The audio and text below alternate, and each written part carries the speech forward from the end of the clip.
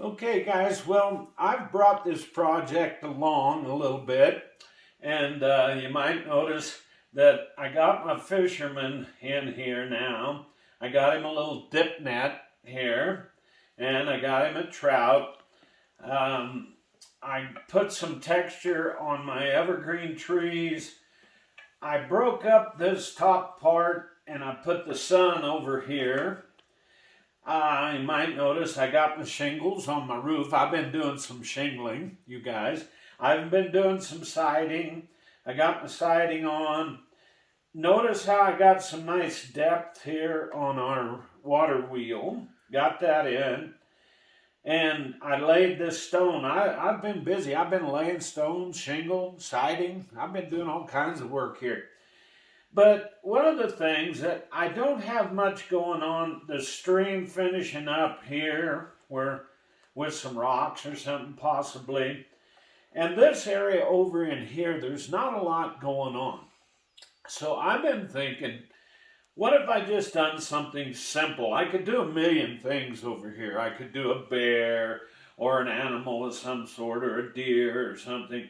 But I'm thinking just something simple for this area. So I'm just going to shoot in, let's say, a couple of flowers. Be very simple thing to do. I don't want to spend a whole lot more time on this project, which, as you guys well know, you could spend hours and hours doing stuff on this. And, you just make up your own picture as you go. Whatever you would like to see happen. But I'm going to draw in a couple of flowers here. You might notice I threw a little sprig of grass in here just because there was nothing going on. So I'm going to spend just a few more minutes with my stream, some rocks here on the stream. I'm going to do a couple of flowers over here. Then I'm pretty much going to be ready. I do want you to notice that we broke away from, I'll bring up these ones that I'd done the other day. Look at the square situation here. And I never have been one that liked really square type stuff like this. I always like to break it up and move the background. I used to judge a lot of wood carving shows around over the country, and that was one of the things that showed me maturity in the carvers. If they just had an old straight square board like the board came, as opposed to somebody who might, like these two, I got the background just broke up. That's all I've done, just a little bit. But you can see the difference already, how it has changed these carvings. I'll tell you who does this type of carving a whole lot. And I've watched him off and on over the years because he would be teaching where I would be teaching, like at War Eagle or the Silver Dollar City seminar or something. But is John Engler. And John teaches this real light relief type carving all the time. And of course he paints a lot of them and stuff. And I am not a painter, so I'm going to show you guys as soon as I finish this up here, what I just talked about. I'm going to show you the finish of an antiquing type finish on both these two here, because I have already put the pre-stain or the wood conditioner on these particular ones, and so we'll go outside on the deck. The only other thing that I want to talk about while I got you guys here is that was a light relief, a low relief type of a carving that we done on this particular Woodcarver's Corner. But I wanted to show you some deep relief carvings that I've done over the years.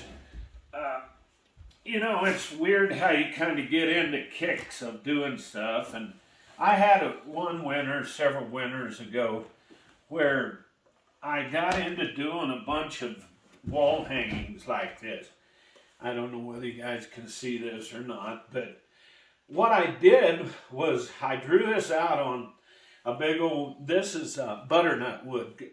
Butternut actually is my favorite carving wood, you guys. I do a lot of butternut stuff.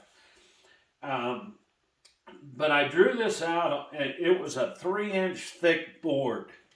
And then I drew it out and I sawed around it with a bandsaw. And then I went in and done a deep relief. And some places, see, I've even went behind and through these claws and stuff. So that's a sample of a deep relief type of a carving. And notice how, what I was just talking about, breaking up the silhouette of the carving, how that works with this particular carving. Now, I'm going to show you another carving here in a second, to where I've done the same thing. I'll set this one back over here.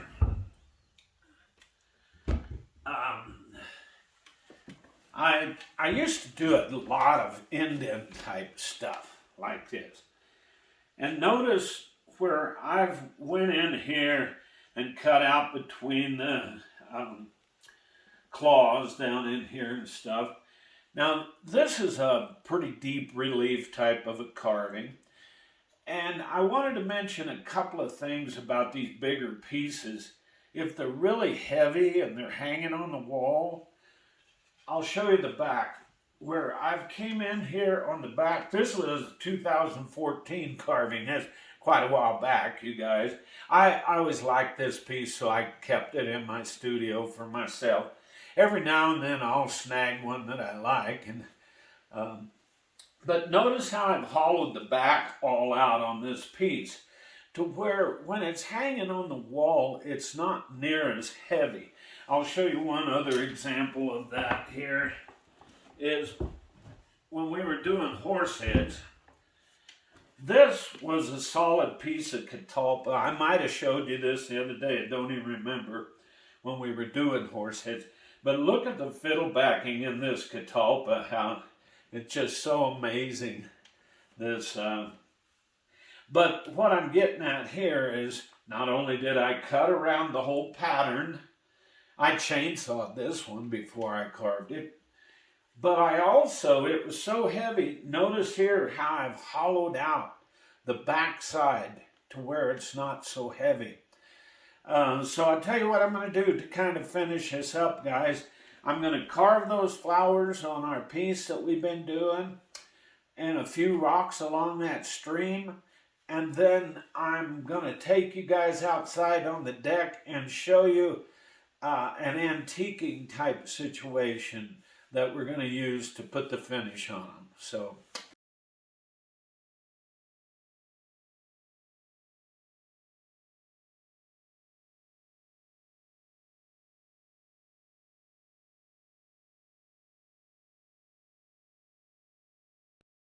okay guys, I spent a few minutes here. I just carved me in a couple of simple little flowers over here with a V-tool. I didn't get too carried away.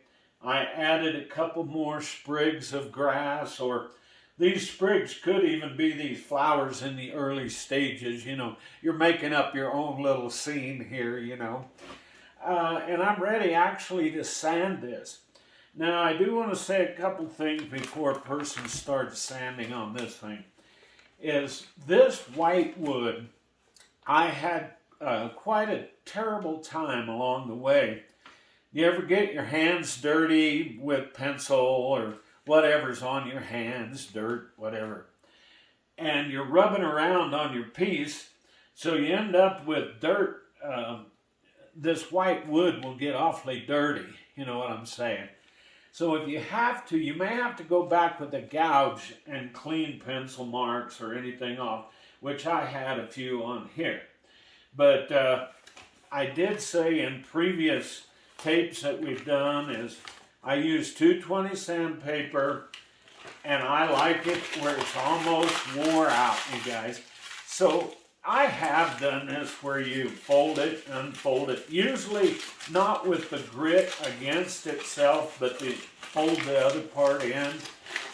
Get it where it's pliable, and then I'm actually going to spend, 5 minutes here. I'm not going to get real carried away. Sanding like there, I see a little hangy. Yeah, there it came off. So I am going to spend 5 minutes sanding on this thing. And then I'm going to meet you guys here in a second out on the deck, because we don't want that stinky finish in the studio in here. So I'll talk to you guys out on the deck about the finish here in just a second. I'll show you guys what I was doing here. Now, this product, I am not saying to use this, because I used it the other day on these carvings, a couple of them, and it's taken 3 or 4 days to dry, and this is the stinkiest stuff. It was a wood conditioner. I used to use a product called Bix Pre-Stain, but you know, I haven't been able to find Bix around here, B-I-X, for a while. Now, I did shake this up. This is the dark satin finishing wax. What I'm going to do, guys, is make a little bit of an antiquing. I'm going to use some dark here. I put maybe 2 tablespoons. I'm going to put a little more. 3 tablespoons of the dark in there. And here's the neutral. It's the same stuff, satin finishing wax, but this is the natural. And of course, we talked about shaking your product up, which I already shook this up a minute ago. And I'm going to add about equal amounts, maybe 3 tablespoons of this wax in here. And what I'm doing, you guys, is making an antiquing, which years ago when I used to carve a lot of Santas, I would mix up this as an antiquing after I'd done my painting. Now, you can seal the wood. You can seal the wood with other stuff. Let's say polyurethane or something like that. But here I've got these sealed with that wood conditioner, which I told you, that stuff really stinks, and I would not recommend it. And I call this giving them the Mississippi mud bath, you guys. I'm just going to... Now, don't go on bare wood with this solution, because if you don't seal it with a pre-stain or anything, you could seal it with that wipe-on poly or something like I've used before. But if you don't seal it, that stuff will just soak right in there, and it'll get dark and blotchy on you. The whole idea here is the wood is sealed, so it's not sucking this antiquing solution of this wax that I got into it.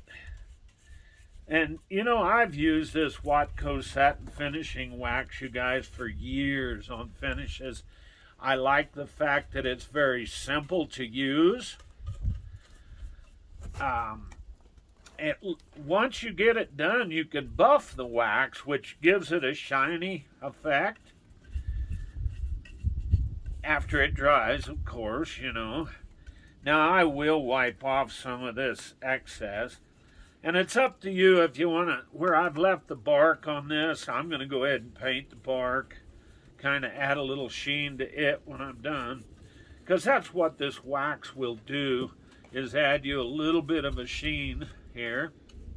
And yes, I'm going to do the back because I conditioned the back here. Put a little wax on the back.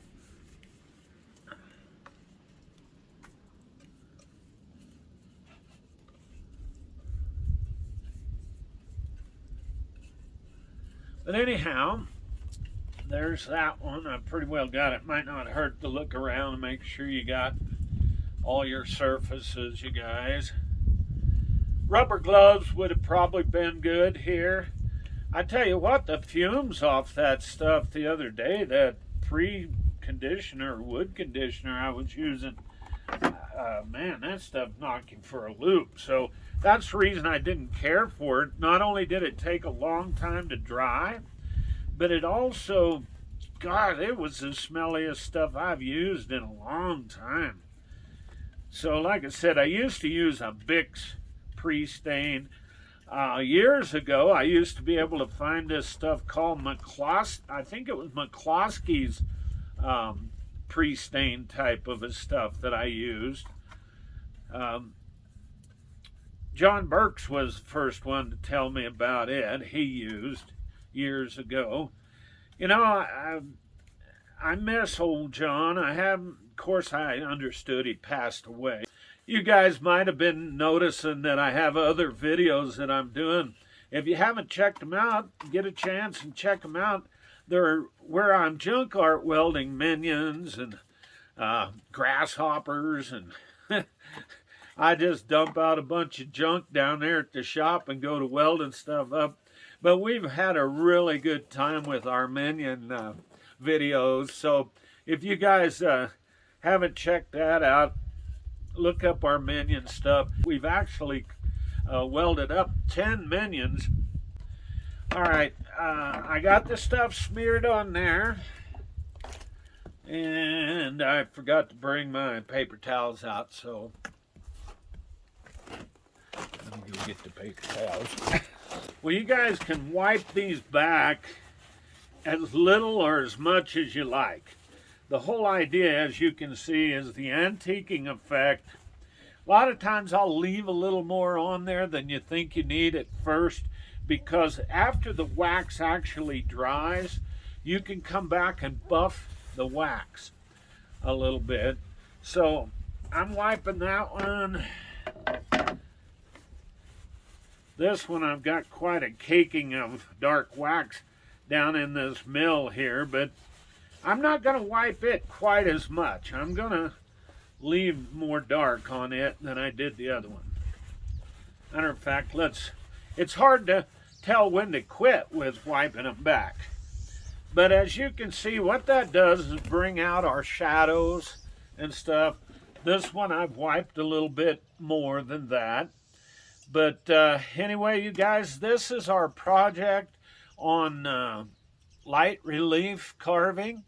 And I hope you guys have picked up some nice tips along the way of how to do relief carving. And I hope you enjoyed this video. And check out our minion videos that I'm talking about, our junk art videos.